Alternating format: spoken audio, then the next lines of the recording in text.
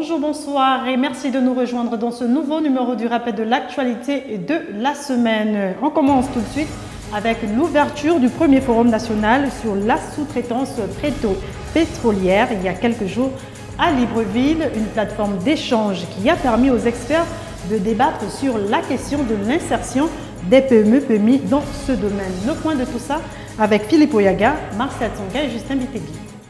Intenses ont été les échanges qui ont rythmé la première journée du forum. Banquiers, enseignants-chercheurs, chefs d'entreprise, tous ont voulu, dans leur sphère de compétences respectives, apporter leur contribution à la réussite de cette importante rencontre. Au cours des interventions, de nombreuses questions ont été abordées, parmi lesquelles figurait notamment le financement des PME-PMI souhaitant investir dans le domaine de la sous-traitance pétrolière au Gabon. J'ai d'abord rappelé quand même ce que le pouvoir public a mis en place pour accompagner et financer les PME. Et puis ensuite, j'ai essayé d'évoquer les raisons pour lesquelles aujourd'hui les résultats ne sont pas à la mesure des attentes de tout le monde, surtout des PME gabonaises. Qu'est-ce qui fait que malgré tout ce qui a été mis en place, aussi bien au niveau institution, organisation, malgré tout ce qui a été mis en place au niveau règlement et au niveau réglementaire et légal, les résultats ne sont pas à la hauteur des attentes. La présidente de l'Union pétrolière gabonaise a, quant à elle, esquissé en grande ligne les forces et faiblesses des PME-PMI gabonaises. La communication a porté essentiellement sur le cadre légal qui sous-tend la sous-traitance pétrolière et puis les points forts et les faiblesses des sociétés gabonaises, des PME-PMI gabonaises. Ouvrir le marché de la sous-traitance aux PME-PMI locales, leur faire participer au développement du secteur pétrolier et créer un cadre de collaboration et de confiance entre ces micro-entreprises et les grandes sociétés pétrolières de la place, tels ont été entre autres les objectifs assignés à ce forum national sur la sous-traitance pétrolière. Première édition du Salon de l'audiovisuel au Gabon, un événement délocalisé à Libreville, précisément à la maison Georges Rawiri, qui pendant 2 jours a réuni les acteurs des technologies de l'information et de la communication. Reportage de Kenny Ongori sur les images de Justin Bitegui. Le premier salon de l'audiovisuel se tient depuis ce mercredi 8 mai à l'auditorium de la maison Georges Rawiri à Libreville. Entre autres objectifs, rapprocher les acteurs des nouvelles technologies de l'information et de la communication afin d'œuvrer pour la mise à disposition du matériel de dernière génération et d'arrimer le Gabon aux normes modernes. En réalité, elle résulte d'une longue réflexion menée avec certains de nos partenaires qui, comme nous, observent chaque jour la transformation à un rythme effréné du secteur de l'audiovisuel soumis à la récurrence des évolutions technologiques. Le passage à l'ère numérique au Gabon est un challenge. Les acteurs de ce secteur s'engagent à soutenir certaines entreprises du monde des télécommunications. Pour l'ouverture de ces journées portes ouvertes dédiées à la vidéo numérique. Notre société DV International s'emploie depuis plusieurs années à accompagner les différentes institutions gabonaises et sociétés privées, ainsi que Gabon Télévision, afin de leur faire réussir le passage à l'ère numérique. Loin des discours et proche de la réalité, le secrétaire général du ministère de la Communication s'exprime en ces mots. Le problème de l'audiovisuel au Gabon se pose avec beaucoup d'acuité au regard de tout ce qui a été dit. Beaucoup d'acuité, pourquoi? Parce que nous vivons l'ère de l'évolution, de l'industrie. Et c'est l'ère de l'émergence industrielle. À travers ce salon, le Gabon veut faire un saut qualitatif dans le secteur de la communication et familiariser les acteurs avec le matériel de dernière génération. Retenez également que les élèves du primaire ont été évalués cette semaine, ceux en classe d'examen en particulier qui ont été subis aux examens du certificat d'études primaires élémentaires. Ils ont présenté leurs objets d'art en vue de l'obtention, bien sûr, de leur premier diplôme. Compte rendu de Philippe Oyaga. Qu'est-ce que tu entends par sac biodégradable? Sac biodégradable, c'est ça fabriqué à base du papier. Mettre en valeur les objets biodégradables, protéger l'environnement et surtout les espèces comme les tortues marines, tels sont entre autres les thèmes présentés par les candidats au CEP. Bon, je vais présenter ça comme ça parce que ça correspond aux tortues marines. Est-ce que tu as peur de présenter ça? Non, j'ai pas peur de le présenter devant les gens. Pourquoi tu protèges les tortues en un mot? Je protège parce que c'est dans une espèce protégée, c'est dans la nature. Il ne faut pas polluer l'air, jeter les ordures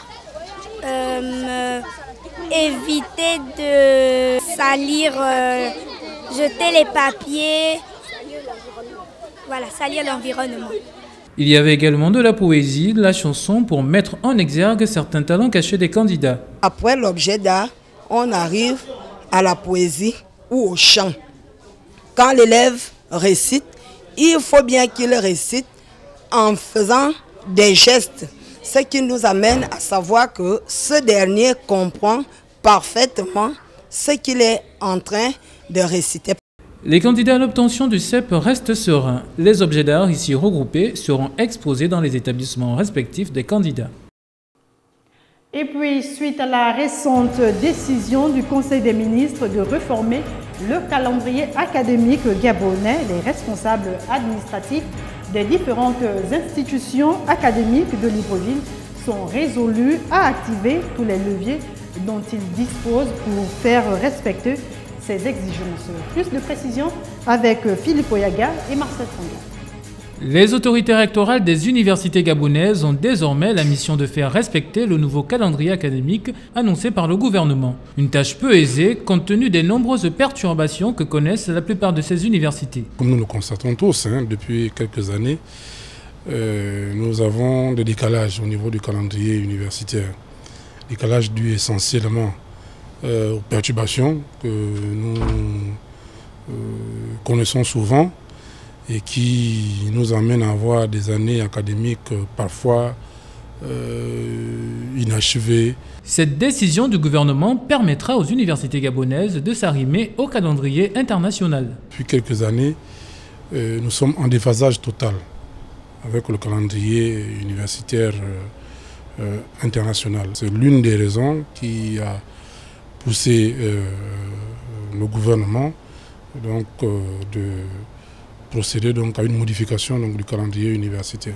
Tout doit être fait pour que cette année académique et celles qui suivront se terminent dans les meilleurs délais. Les universités et grandes écoles, parce que c'est un calendrier qui concerne l'ensemble de l'enseignement supérieur au niveau du Gabon, doivent tout mettre en œuvre pour démarrer la nouvelle année en septembre 2014.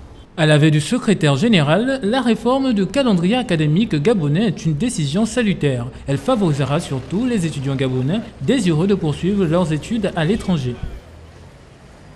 Après son assemblée générale du 3 mai, qui s'est soldée par une seule recommandation, à savoir le dépôt d'un préavis de grève, le syndicat autonome des personnels des affaires sociales est passé à l'acte il y a quelques jours à Libreville. Un dépôt de préavis fait en présence du ministre de tutelle. Reportage de Justin Bitegui. La prime d'incitation à la fonction enseignante pour ceux des affaires sociales qui exercent dans l'enseignement. Augmenter le SMIC et le point d'indice tenant compte des conclusions contenues dans les procès-verbaux de 2013 entre gouvernement et partenaires sociaux. Voilà ce qui amène le syndicat autonome des personnels des affaires sociales à mettre sur la table du ministre un préavis de grève. Ce qui nous amène à être ici ce matin au ministère de la Prévoyance sociale et de la Solidarité nationale, c'est de faire le dépôt officiel de notre préavis de grève. Notre préavis de grève qui relève certains points internes et les points transversaux. Et parmi les points transversaux, il y a l'exigence de la nouvelle grille salariale que le gouvernement doit nous présenter. Grand est l'étonnement de la part du ministre de tutelle.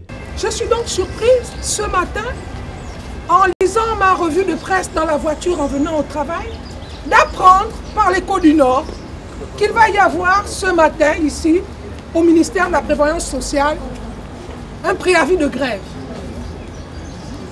Alors, j'ai appelé votre leader syndicaliste, M. Minsa, pour lui faire part de mon étonnement.